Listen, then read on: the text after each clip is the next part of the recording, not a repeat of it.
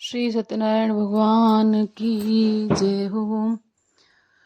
राधे राधे दोस्तों, आज मैं अपने इस वीडियो में बताऊंगी कि घर पर साधारण तरीके से श्री सत्यनारायण भगवान की पूजा करने के लिए उनकी चौकी कैसे लगाते हैं। कथा का वीडियो भी मैं बना चुकी हूँ, तो आप देख सकते हो। तो चलो बताती हूँ, ज़्यादा लंबा ना खींचते हुए। आपको सबसे पहले एक चौकी लेनी है। चौकी पर लाल या पीला वस्त्र आपको बिछा देना है। जैसे बड़ी पूजा नहीं करते हैं, पंडित जी वगैरह नहीं बुलाना होता है। हम घर पे ही साधारण तरीके से अपने रोजाना की जो हर पूर्णिमा को जो व्रत करते हैं सत्यनारायण भगवान जी का, उसमें हम किस तरीके से कर सकते हैं और कैसे करती हूँ मैं, वो मैं आपको बता रही हूँ। सबसे पहले आपको एक चौकी ले लेनी है। चौकी पर आपको लाल या पीला वस्त्र बिछा लेना है। उसके ऊपर आपको सबसे पहले गणेश जी को विराजमान करना है। अगर सत्यनारायण भगवान की तस्वीर आपके पास में है तो आप उनको विराजमान करिए, और उसके अगर नहीं है तो आप अपने लड्डू गोपाल जी को वहाँ पर थोड़े से अक्षत और फूल बिछा करके आप वहाँ पे गणेश जी और लड्डू गोपाल जी को विराजमान कर दीजिए। लड्डू गोपाल जी का आपको पंचामृत से स्नान कराना है। उसके बाद में वहाँ पर विराजमान कर देना है। फिर आपको कलश स्थापना करनी है। कलश के अंदर आपको जल लेना है। जल में थोड़े से अक्षत डालने हैं, यानी कि चावल डालने हैं, और एक पुष्प और थोड़ा गंगाजल आपको डालना है। उसके बाद में उसमें 5 पत्ते, जैसे या तो आम के पत्ते हों या फिर अशोक के पत्ते हों, 5 पत्ते आपको सीधे लगाने हैं। उसके बाद एक उस पर एक प्लेट छोटी या कटोरी रख देनी है। नारियल रखना है उसके ऊपर सीधा करके, और फिर नारियल में कलावा बांधना है। दिया घी का दीपक लगाना है। घी का दीपक, धूप बत्ती लगानी है।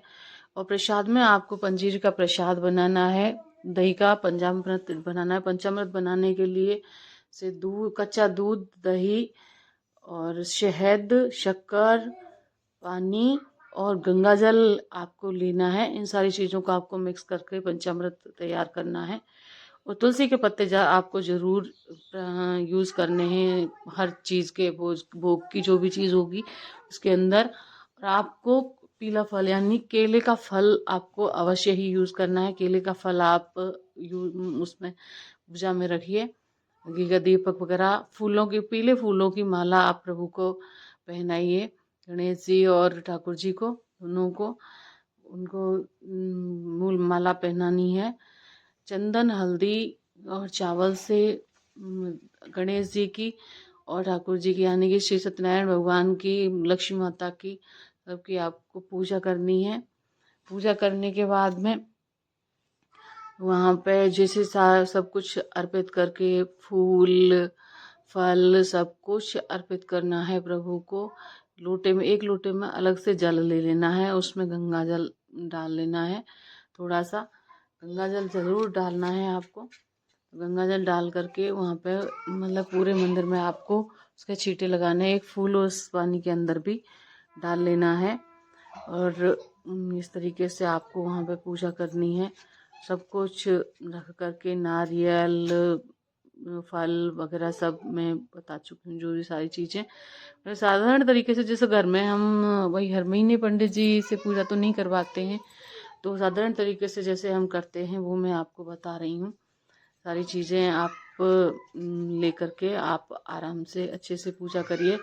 फिर जो सत्यनारायण भगवान की जो 5 कथाएं होती हैं उनका श्रवण किया जाता है। इसी वीडियो में मैं आपको लिस्ट भी डाल दूंगी पीछे कि किस तरीके, क्या क्या सामान आपको लेना होता है, और क्या विधि भी डाली हुई है। लेकिन वो विधि उस टाइम के लिए है जब हम जैसे पंडित जी से या किसी से पूजा करवा रहे हों। अगर हम स्वयं कर रहे हैं तो हम इस तरीके से कर सकते हैं, इस तरीके से ही करते हैं। मैं इस तरीके से करती हूँ, वो मैं आपको बता रही हूँ। फिर मैं मतलब कथाएं सुननी है, 5 कथाएं प्रभु की, सत्यनारायण भगवान की। उसके बाद में आरती करनी है। सत्यनारायण भगवान की आरती करने के बाद में प्रसाद सब में वितरित कर देना है। सभी घर वाले जितने भी लोग हैं सबको प्रसाद वितरण कर देना है। प्रसाद वितरण करने के बाद में शाम के समय आपको, या तो सुबह बना लीजिए या शाम को बना लीजिए, आपको खीर का भोग अवश्य लगाना है प्रभु को। यानी दूध की बनी हुई कोई भी सामग्री आप उनको अर्पित करिए। खीर का भोग अवश्य बनाना है। आप जो कुछ भी बनाना चाहें वो बना सकते हैं। जैसे मीठा खाते हैं तो वही बिना नमक वाला खाना बनता है, तो खीर अवश्य बनानी है। खीर का भोग आपको गणेश जी को, ठाकुर जी को, सबको अर्पित करना है। कलश पर आपको स्वास्तिक बनाना है और फूल और चंद उससे कुमकुम वगैरह से सबसे उनकी पूजा करनी है। नारियल की, कलश की, दिए की, सबके फूल चढ़ाने हैं। शाम के समय जब चंद्रोदय हो जाता है उस समय लोटे का जो जल रखा हुआ है उससे पूरे घर में छींटे लगाने हैं। पूरे घर में उसका छिड़काव करना है, क्योंकि वो पवित्र जल माना जाता है। तो पूरे घर में छिड़काव करना है, मतलब पानी से। और चंद्रदेव जब उदय हो जाते हैं रात को, शाम को, फिर उनका अर्घ देना है, उनके धूप दीप दिखाना है और उनका भोग लगाना है। इस तरीके से आपका जो व्रत है वो पूर्ण हो जाता है। और भी कोई चीज़ें जैसे आपके पास भी खूब सारी जानकारियाँ होंगी, तो वो जानकारियाँ भी आप अपनी ऐड कर सकते हैं उसके अंदर। तो रोजाना की जो पूजा विधि होती है, यानी नॉर्मली जो हम सत्यनारायण भगवान का मैं व्रत करती हूँ, वो मैं इसी प्रकार से करती हूँ। आप कैसे करते हैं वो आप मुझे शेयर करके बता दीजिएगा। तो आज के मेरे इस वीडियो में मेरा इतना ही है, मतलब इसमें सिर्फ मैंने विधि बताई है, और मेरी जो पूरी कथाएं हैं वो सब अगले दूसरे वीडियो के अंदर हैं, वो आप उसमें से सुन लीजिएगा। जय श्री सत्यनारायण भगवान की। हाँ, उम्मीद है आपको ये जानकारी बहुत अच्छी लगी होगी। आप इस तरीके से पूजा कर सकते हैं। भगवान से प्रार्थना करती हूँ सत्यनारायण भगवान आपकी सारी मनोकामनाएं पूर्ण करें, सब कुछ शुभ शुभ हो। और गणेश जी का नाम लेकर के आप अपनी पूजा अर्चना पूरी कर सकते हैं। कोई भी वस्त्र आप उनको अर्पित कर सकते हैं। जय श्री सत्यनारायण।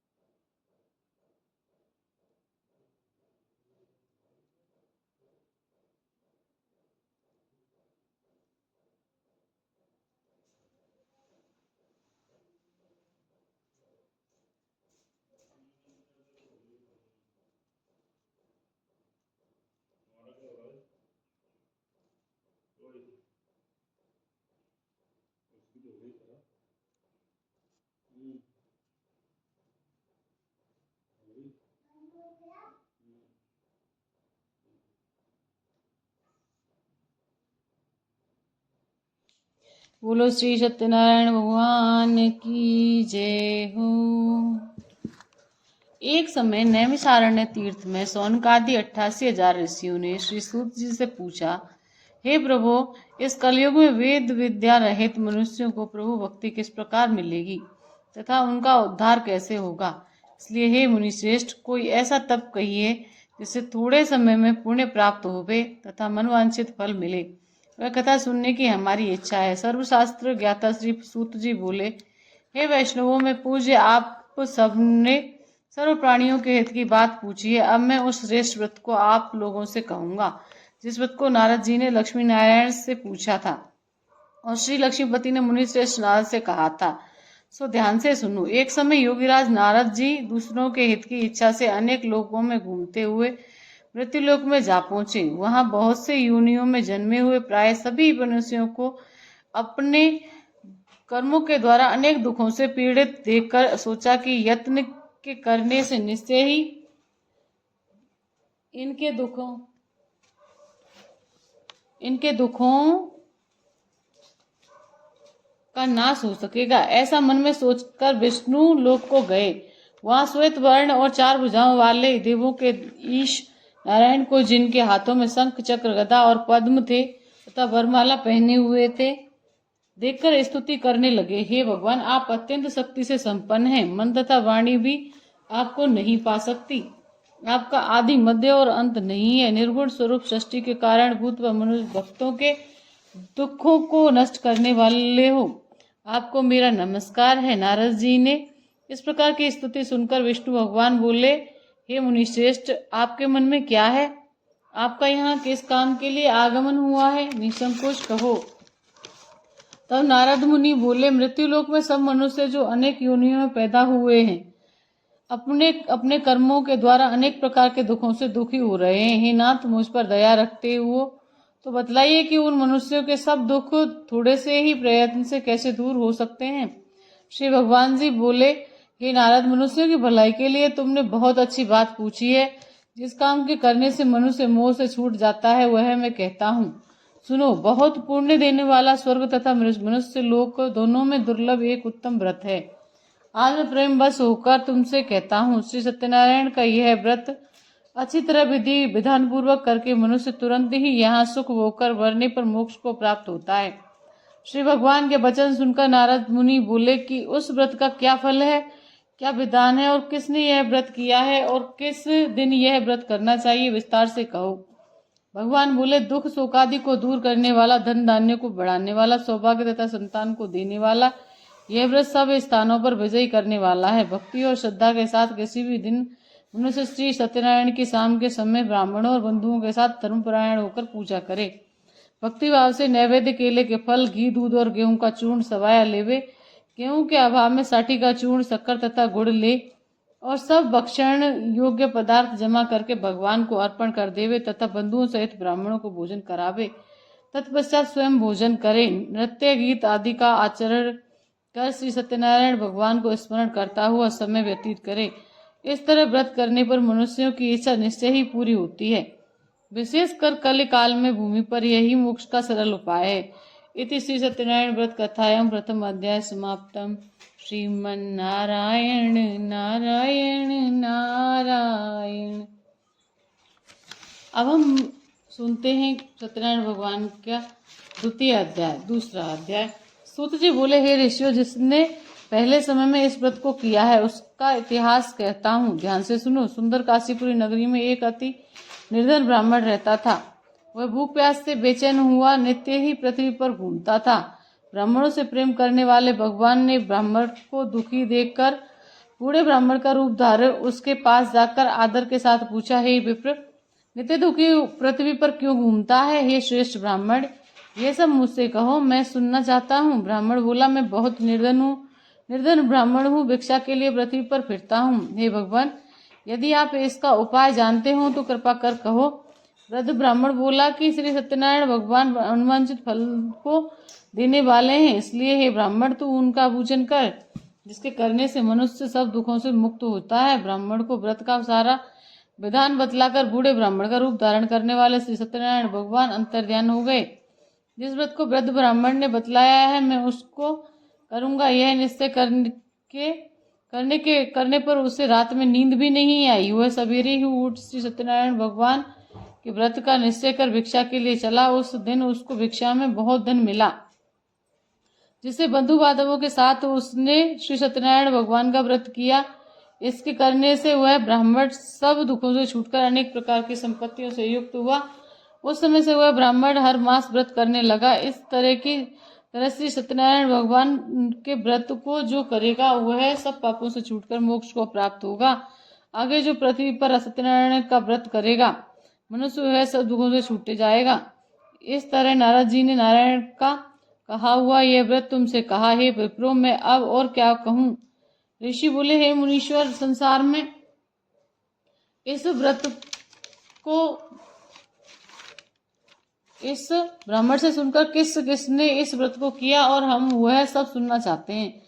इसके लिए हमारे मन में श्रद्धा है। सूत जी बोले, हे ब्राह्मण मुनियों, जिसने इस व्रत को किया है वह सब सुनो। एक समय एक ब्राह्मण धन और ऐश्वर्य के अनुसार बंधु बांधवों के साथ व्रत करने को तैयार हुआ। उसी समय एक लकड़ी बेचने वाला बूढ़ा आदमी आया और बाहर लकड़ियों को रखकर ब्राह्मण के मकान में गया। प्यास से दुखी लकड़हारा उनको व्रत करते देखकर ब्राह्मण को नमस्कार कर कहने लगा कि आप यह क्या कर रहे हैं और इसके करने से क्या फल मिलता है, कृपा कर मुझसे कहो।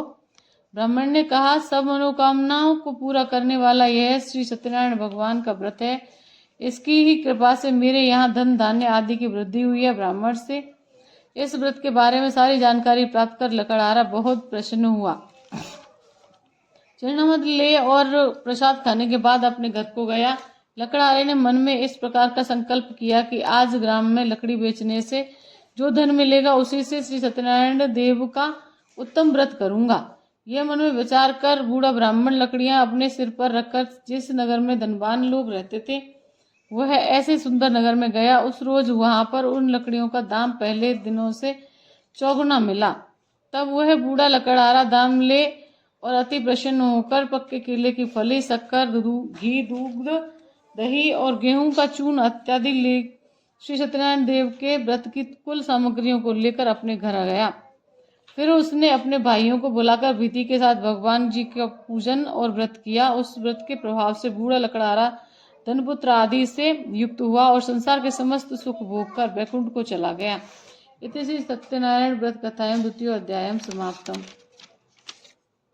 श्रीमन्नारायण नारायण नारायण भजमन नारायण नारायण नारायण। अब हम सुनेंगे तीसरा अध्याय। सूत जी बोले, हे श्रेष्ठ मुनियों, अब आगे की कथा कहता हूँ, सुनो। पहले समय में उल्कामुख नाम का एक बुद्धिमान राजा था। वह सत्यवक्ता और जितेंद्रिय था। प्रतिदिन देव स्थानों में जाता तथा गरीबों को धन देकर उनके कष्ट दूर करता था। उसकी पत्नी कमल के समान मुख वाली और सती साध्वी थी। भद्रशिला नदी के तट पर उन दोनों ने श्री सत्यनारायण देव का व्रत किया। उस समय में वहां एक साधु वैश्य आया। उसके पास व्यापार के लिए बहुत सा धन था। वह नाव को किनारे पर ठहराकर राजा के पास गया और राजा को व्रत करते हुए देखकर विनय के साथ पूछने लगा, हे राजन, भक्ति युक्त चित्त से यह आप क्या कर रहे हैं? मेरी सुनने की इच्छा है, सो यह आप मुझे बताइए। राजा बोला, हे साधु, अपने बांधवों के साथ पुत्रादि की प्राप्ति के लिए यह महाशक्तिवान श्री सत्यनारायण भगवान का व्रत व पूजन किया जा रहा है। राजा के वचन सुनकर साधु आदर के साथ बोला, हे राजन, मुझे इसका सब विधान बताएं। मैं भी आपके कथनानुसार इस व्रत को करूंगा। मेरे भी कोई संतान नहीं है और इससे निश्चय होगी। राजा से सब विधान सुन व्यापार से निवृत्त हो वह आनंद के साथ घर गया। साधु ने अपनी स्त्री से संतान देने वाले उस व्रत का समाचार सुनाया और कहा कि जब मेरे संतान होगी तब मैं इस व्रत को करूंगा। साधु ने ऐसे वचन अपनी स्त्री लीलावती से कहे। एक दिन उसकी स्त्री लीलावती पति के साथ आनंदित हो सांसारिक धर्म में प्रवृत्त होकर भगवान सत्यनारायण की कृपा से गर्भवती हो गई तथा 10वें महीने में उसके गर्भ से एक सुंदर कन्या का जन्म हुआ। दिन दिन वह इस तरह बढ़ने लगी जैसे शुक्ल पक्ष का चंद्रमा बढ़ता है। कन्या का नाम कलावती रखा गया। तब लीलावती ने मीठे शब्दों में अपने पति से कहा, हे नाथ, आपने जो संकल्प किया था कि भगवान का व्रत करूंगा, अब आप उसे करिए। साधु बोला, हे प्रिय, इसके विवाह पर करूंगा। इस प्रकार अपनी पत्नी को आश्वासन दे हुए नगर को गया। कलावती पितृगृह में वृद्धि को प्राप्त हो गई। साधु ने जब नगर में सखियों के साथ अपनी पुत्री को खेलते देखा तो तुरंत ही दूत बुलाकर कहा कि मेरी पुत्री के लिए कोई सुयोग्य वर देख कर लाओ। साधु की आज्ञा पाकर दूत कंचन नगर पहुंचा और वहां पर बड़ी खोज और देखभाल कर लड़की के लिए सुयोग्य बड़े पुत्र को ले आया। उस सुयोग्य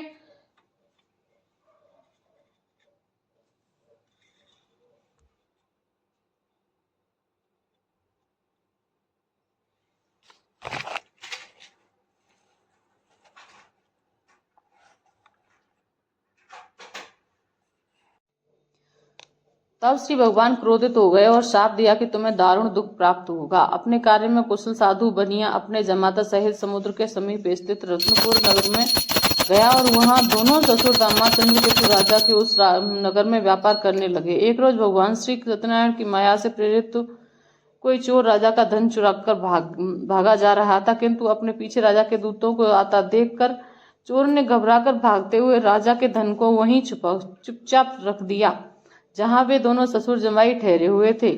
तब दूतों ने उस साधु वैश्य के पास राजा के धन को रखा देखा तो वे दोनों को बांधकर ले गए और बड़ी प्रसन्नता से दौड़ते हुए राजा के समीप जाकर बोले, महाराज, यह दो चोर हम पकड़कर लाए हैं, देखकर आज्ञा दें। तब राजा की आज्ञा से उनको कठिन कारावास में डाल दिया गया और उनका सारा धन छीन लिया गया। श्री सत्यनारायण भगवान के श्राप द्वारा उनकी पत्नी भी घर पर बहुत दुखी हुई और घर पर जो धन रखा था उसे चोर चुरा कर ले गए। शारीरिक व मानसिक पीड़ा तथा भूख प्यास से अति दुखित हो अन्न की चिंता में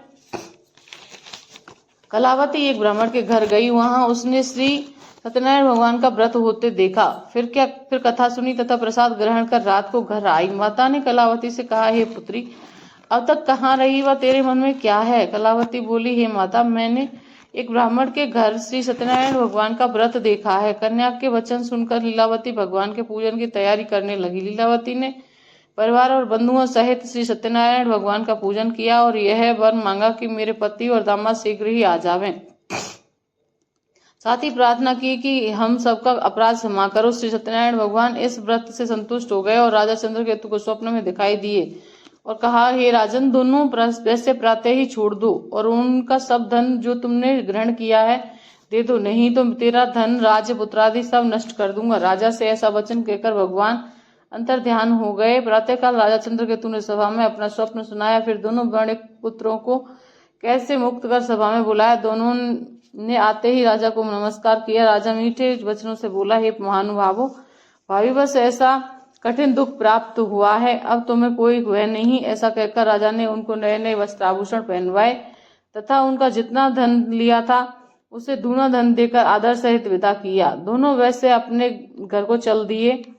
इति श्री सत्यनारायण व्रत कथायां तृतीयो अध्याय समाप्तम। श्रीमन नारायण नारायण नारायण भजमन नारायण नारायण। अब होती है चौथे अध्याय की कथा शुरू। सूत जी बोले, वैश्य ने मंगलचार करके यात्रा आरंभ की और अपने नगर को चला। उनके थोड़ी दूर निकलने पर दंडी वेशधारी श्री सत्यनारायण देव ने उनसे पूछा, हे साधु, तेरी नाव में क्या है? अभिमानी बड़े खस्ता हुआ बोला, हे दंडी, आप क्यों पूछते हो? क्या धन लेने की इच्छा है? मेरी नाव में तो बेल तथा पत्ते आदि भरे हैं। वैसे का कठोर वचन सुनकर भगवान ने कहा, तुम्हारा वचन सत्य हो। दंडी ऐसा कहकर वहां से चले गए और कुछ दूर जाकर समुद्र के किनारे बैठ गए। दंडी के जाने पर वैश्य ने नित्य क्रिया करने के बाद नाव को ऊंची उठी देखा, अचंबा किया तथा नाव में बेल आदि देखकर मूर्छित हो जमीन पर गिर पड़ा। फिर मूर्छा खुलने पर अत्यंत शोक करने लगा। तब उसका दामाद बोला कि आप शोक न करें, यह दंडी का श्राप है, अतः उनकी शरण में चलना चाहिए, तभी हमारी मनोकामना पूरी होगी। दामाद के वचन सुन वह दंडी के पास पहुंचा और अत्यंत भक्तिभाव से नमस्कार करके बोला, मैंने जो आपसे असत्य वचन कहे थे उसको क्षमा करें। ऐसा कहकर महान शोकातुर हो रोने लगा। तब दंडी भगवान बोले, हे बणिक पुत्र, मेरी आज्ञा से बार बार तुम्हें दुख प्राप्त हुआ है, तुम मेरी पूजा से विमुख हुआ है। साधु बोला, हे भगवान, आपकी माया से मोहित ब्रह्मा आदि भी आपके रूप को नहीं जानते, तब मैं अज्ञानी कैसे जान सकता हूँ? आप प्रसन्न होइए, मैं सामर्थ्य के अनुसार आपकी पूजा करूंगा, मेरी रक्षा करो और पहले के समान नौका में धन भर दो। उसके भक्ति युक्त वचन सुनकर भगवान प्रसन्न हो उनकी इच्छा अनुसार वर देकर अंतर ध्यान हो गए। तब उन्होंने नाव पर आकर देखा कि नाव धन से परिपूर्ण है। फिर वह भगवान सत्यनारायण का पूजन कर साथियों सहित अपने नगर को चला। जब अपने नगर के निकट पहुंचा तब दूत को घर भेजकर दूत ने साधु के घर जा उसकी स्त्री को नमस्कार कर कहा कि साधु अपने दामाद सहित इस नगर के समीप आ गए हैं। ऐसा वचन सुन साधु की स्त्री ने बड़े हर्ष के साथ सत्यदेव का पूजन कर पुत्री से कहा, मैं अपने पति के दर्शन को जाती हूँ, तू कार्य पूर्ण करके शीघ्र आना। माता के ऐसे वचन सुनकर कलावती प्रसाद छोड़ पति के पास गई। प्रसाद की अवज्ञा के कारण सत्यदेव ने रुष्ट हो उसके पति को नाव सहित पानी में डुबो दिया। कलावती अपने पति को न देखकर रोती हुई जमीन पर गिर गई। इस तरह नौका को डूबा हुआ तथा कन्या को रोता हुआ देख साधु दुखित हो बोला, हे प्रभु, मुझ से या मेरे परिवार से जो भूल हुई है उसे क्षमा करो। उसके दीन वचन सुनकर सत्यदेव प्रसन्न हो गए और आकाशवाणी हुई, हे साधु, तेरी कन्या मेरे प्रसाद को छोड़कर आई है, इसलिए इसका पति अदृश्य हुआ है। यदि वह घर जाकर प्रसाद खाकर लौटे तो इसे पति अवश्य मिलेगा। ऐसी आकाशवाणी सुनकर कलावती ने घर पहुंचकर प्रसाद खाया। फिर उसने आकर पति के दर्शन किए। फिर साधु ने बंधु बांधवों सहित सत्यदेव का विधि पूर्वक पूजन किया। उस दिन से वह हर पूर्णिमा को सत्यनारायण का पूजन करने लगा। फिर इस लोक का सुख भोग कर अंत में स्वर्गलोक को गया। इति श्री सत्यनारायण व्रत कथायां चतुर्थो अध्यायं समाप्तम। श्रीमन नारायण नारायण नारायण भजमन नारायण नारायण। अब इस कथा का 5वां अध्याय शुरू होता है। सूत जी बोले, हे ऋषियों, में और भी कथा कहता हूँ, सुनो। प्रजापालन में लीन तुंगध्वज नामक एक राजा था। उसने भी भगवान का प्रसाद त्याग कर बहुत दुख पाया। एक समय वन में जाकर वन्य पशुओं को मारकर बड़ के पेड़ के नीचे आया। वहां उसने ग्वालों को भक्तिभाव से बांधवों सहित श्री सत्यनारायण जी का पूजन करते देखा। राजा देखकर भी अभिमानवश वहां नहीं गया और ना नमस्कार ही किया। जब ग्वालों ने भगवान का प्रसाद उसके सामने रखा तो वह प्रसाद को त्याग कर अपनी सुंदर नगरी को चला गया। वहां उसने अपना सब कुछ नष्ट पाया तो वह जान गया कि यह सब कुछ भगवान ने किया है। तब वह विश्वास कर ग्वालों के समीप गया और विधिपूर्वक पूजन कर प्रसाद खाया तो सत्यदेव की कृपा से पहले जैसा था वह सब वैसा ही हो गया। फिर दीर्घ काल तक सुख भोगकर मरने पर स्वर्ग लोक को गया।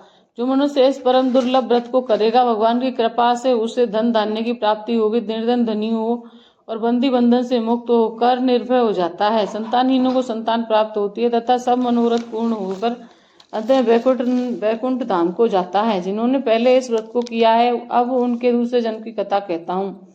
वृद्ध सतानंद ब्राह्मण ने सुदामा का जन्म लेकर मोक्ष को पाया। उल्कामुख नाम का राजा दशरथ होकर वैकुंठ को प्राप्त हुआ। साधु नाम के वैश्य ने मूर्ध्वज बनकर अपने पुत्र को आर्य से चीरकर मोक्ष को प्राप्त किया। महाराज तुंगध्वज ने स्वयंभू होकर भगवान में भक्ति युक्त हो कर्म कर मोक्ष प्राप्त की। इसी सत्यनारायण व्रत कथा एवं 5वां अध्याय समाप्तम। यहाँ इन कथाओं का संपूर्ण वाचन हो चुका है। अब इसमें श्री सत्यनारायण जी की आरती है। जय लक्ष्मी रमणा, श्री जय लक्ष्मी रमणा, सत्यनारायण स्वामी जनपातक हरणा। जय लक्ष्मी रमणा, रत्न जड़ित सिंहासन अद्भुत छवि राजे। नारद करत निरंजन घंटा ध्वनि वाजे। श्री ओम जय लक्ष्मी रमणा। प्रकट भये कल कारण द्विज को दरस दियो। बूढ़ा ब्राह्मण वन कर कंचन महल कियो। जय लक्ष्मी रमणा, श्री जय लक्ष्मी रमणा। दुर्बल भील कराल इन पर कृपा करी। चंद्रचूड़ एक राजा तिनकी विपत्ति हरी। ओम जय लक्ष्मी रमणा, श्री जय लक्ष्मी रमणा। वैश्य मनोरथ पायो श्रद्धा तज दीनी। सो फल भोग्यो प्रभु जी फिरे स्तुति कीनी। ओम जय लक्ष्मी रमणा। भाव भक्ति के कारण क्षण क्षण रूप धर्यो। श्रद्धा धारण कीनी तिनको काज सर्यो। ओम जय लक्ष्मी रमणा। ग्वाल बाल संग राजा वन में भक्ति करी। मन वांछित फल दीना दीन दयाल हरि। ओम जय लक्ष्मी रमण। चढ़त प्रसाद सवाया कदली फल मेवा। धूप दीप तुलसी राजी सत्य देवा। ओम जय लक्ष्मी रमण। श्री सत्यनारायण जी की आरती जो कोई नर गावे। कहत शिवानंद स्वामी मन वांछित फल पावे। ओम जय लक्ष्मी रमणा, श्री जय लक्ष्मी रमणा। बोलो श्री सत्यनारायण भगवान की जय हो। ऐसी ही व्रतों की कथाएं सुनने के लिए हमारे चैनल को सब्सक्राइब करें। जय श्री सत्यनारायण भगवान की। हम आपके लिए और भी बहुत से व्रतों की कथाएं आपके लिए लाते रहेंगे। कृपया हमारे चैनल को सब्सक्राइब करें, लाइक करें और ज़्यादा से ज़्यादा शेयर करें। धन्यवाद। जय श्री कृष्णा, जय श्री राधे, बोलो श्री सत्यनारायण भगवान की जय हो। श्री सत्यनारायण भगवान की कृपा आप सब पर बनी रहे, ऐसी मनोकामना के साथ हम अपना ये वीडियो यहीं पे पूरा करते हैं। श्री सत्यनारायण भगवान की जय।